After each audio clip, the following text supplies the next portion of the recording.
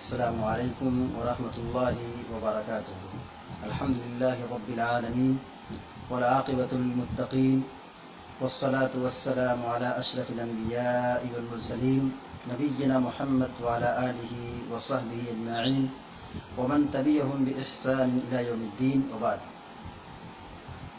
آج کے اس درس میں ساتویں ام المومنین حضرت زینب بنت جہش رضی اللہ تعالی عنہا کی سیرت کے حوالے سے کچھ باتیں رکھی جائیں گی۔ اللہ تعالیٰ اسے ہدایت و سعادت کا ذریعہ بنائے، نفع بخش بنائے، آمین یا رب العالمین۔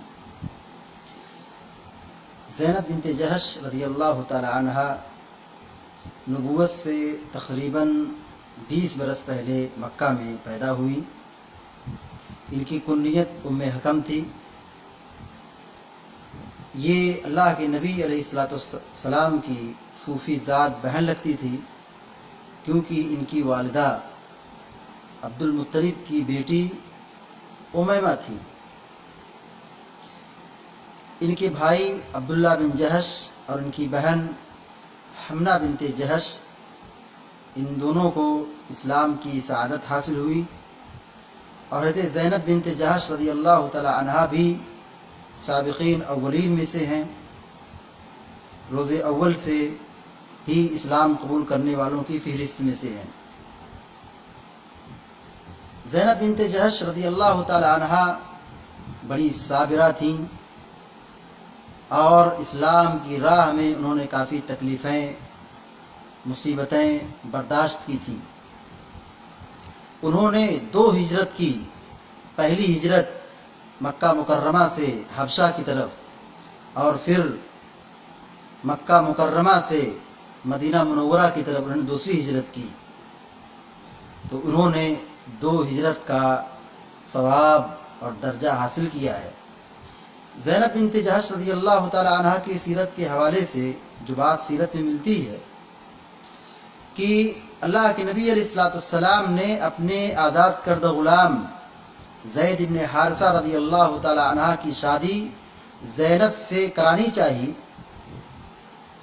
تو ان کے بھائی عبداللہ بن جہش سے گفتگو کی، اور زینب بنت جہش سے بھی بات چیت کی۔ دونوں اس پیغام کو، اس رشتے کو قبول نہیں کیے۔ اللہ رب العالمین نے آیت کریمہ نازل فرمائی، وَمَا كَانَ لِمُؤْمِنٍ وَلَا مُؤْمِنَةٍ إِذَا قَضَى اللَّهُ وَرَسُولُهُ أَمْرًا أَن يَكُونَ لَهُمُ الْخِيَرَةُ مِنْ أَمْرِهِمْ، کہ کسی بھی مومن مرد اور کسی بھی مومنہ خاتون کو یہ اختیار حاصل نہیں کہ اللہ اور اس کے رسول کا فیصلہ آ جائے اور اس میں وہ اختیار تلاشیں۔ بہرحال اس آیت کے نزول کے بعد زینب بنت جہش تیار ہو گئی، اور ان کے بھائی عبداللہ بن جہش بھی تیار ہو گئے، اور آپ کے آزاد کردہ غلام زید بن حارثہ سے زینب بنت جہش رضی اللہ تعالیٰ عنہ کی شادی ہو گئی۔ زینب بنت جہش اعلیٰ ترین خاندان سے تھیں، اور زید بن حارثہ رضی اللہ تعالیٰ عنہ یہ نبی کریم صلی اللہ علیہ وسلم کے آزاد کردہ غلام تھے۔ اسی لیے زینب بنت جہش اس رشتے کو، اس نکاح کے پیغام کو تسلیم نہیں کیا۔ بہرحال جب اللہ کا حکم آیا اور اللہ تعالیٰ کا کلام نازل ہوا، تو اللہ کے کلام کے سامنے اپنی ساری خواہشات کو اور اپنی ساری تمناؤں کو بازو میں رکھا، اور اللہ اور اس کے رسول کے پیغام کو تسلیم کیا۔ شادی تو ہو گئی، لیکن یہ شادی زیادہ دیر تک برقرار نہ رہی۔ دونوں میں اختلافات ہوئے۔ زید بن حارثہ رضی اللہ تعالی عنہ آ کر کے نبی کریم صلی اللہ علیہ وسلم سے کہتے تھے کہ میں اپنی بیوی کو طلاق دے دوں گا۔ بہرحال آپ ان کو سمجھاتے تھے، نصیحت کرتے تھے، امسک علیک زوجک واتق اللہ، اپنی بیوی کو طلاق مت دو، روکے رکھو، اللہ سے ڈرو۔ لیکن جب اختلاف اور جھگڑے بڑھنے لگے تو زید بن حارثہ رضی اللہ تعالی عنہ نے طلاق دے دیا، اور اللہ رب العالمین کو کچھ اور ہی منظور تھا۔ وہ منظور یہ تھا کہ اللہ کے نبی علیہ السلام اپنے منہ بولے بیٹے کی بیوی سے شادی کریں، اور اللہ کے نبی علیہ السلام اس شادی کے متعلق خوف کھاتے تھے۔ وجہ یہ تھی کہ کہیں منافقوں کو، نبی کے دشمنوں کو یہ موقع مل جائے کہ محمد نے اپنی بہو سے شادی کر لی ہے، جبکہ جاہلیت میں یہ سوچ تھی، یہ رسم بد رائج تھی کہ منہ بولے بیٹے کی بیوی سے جو ایک بہو کا درجہ رکھتی تھی شادی کرنا حرام مانا جاتا تھا۔ لیکن اللہ رب العالمین کو منظور یہ تھا کہ اس رسم بد کو جڑ سے اکھاڑ پھینکا جائے۔ بہرحال اللہ کے نبی علیہ السلام کی شادی زینب بنت جہش سے ہو گئی عدت ختم ہونے کے بعد، اور اللہ رب العالمین نے یہ شادی خود کرائی 7ویں آسمان کے اوپر سے۔ فلما قضى زید منها وطرا زوجناکها، قرآن یہ خود کہتا ہے کہ اللہ رب العالمین یہ کہہ رہا ہے کہ جب زید نے اپنی بیوی سے مراد پوری کر لی، اپنی خواہش کو پوری کر لی اور انہوں نے طلاق دے دیا، پھر اللہ تعالیٰ کہتا ہے زوجناکها، ہم نے آپ کی شادی زینب بنت جہش سے کرا دی۔ اسی لیے زینب بنت جہش رضی اللہ تعالیٰ عنہ فخر کرتی تھی اپنی اس شادی پر۔ وہ کہتی تھیں زوجکن اہالیکن، کہ تمہاری شادی تمہارے گھر والوں نے کی ہے۔ وزوجنی اللہ من فوق 7 سماوات، اور میری شادی رب العالمین نے 7ویں آسمان کے اوپر سے کی ہے۔ کیا مطلب ہے اس حدیث کا؟ مطلب یہ ہے کہ جیسے تمہاری شادی کے لیے ولی، گواہ، وکیل کی ضرورت پڑتی ہے، خطبہ حاجہ پڑھا جاتا ہے، لیکن میری شادی، زینب بنت جہش کہتی میری شادی کے لیے سب کسی کی ضرورت نہیں پڑی، بس اللہ رب العالمین کا حکم نازل ہو گیا اور اس حکم کے نتیجے میں ہم دونوں کی شادی ہو گئی۔